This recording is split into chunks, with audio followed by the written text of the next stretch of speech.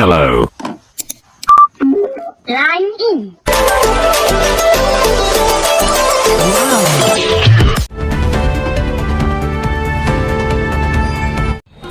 અને પ્રેરણાનો સંગમ TV Patel higher secondary સ્કૂલમાં કવિવ્રત મહેંદી સ્પર્ધા અને ઉમાશંકર જોશીની જન્મજયંતિની ઉજવણી.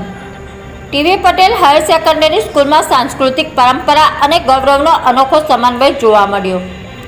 ગૌરીવ્રતના પાવન અવસર પર વિદ્યાર્થીની બહેનો માટે રંગબેરંગી મહેંદી સ્પર્ધાનું આયોજન કરવામાં આવ્યું. સ્પર્ધામાં વિદ્યાર્થીનીઓને પોતાની સર્જનાત્મકતા, કલાત્મકતા અને ભારતીય સંસ્કૃતિ પ્રત્યેનો પ્રેમ સુંદર મહેંદીની રચનાઓ દ્વારા વ્યક્ત કર્યો.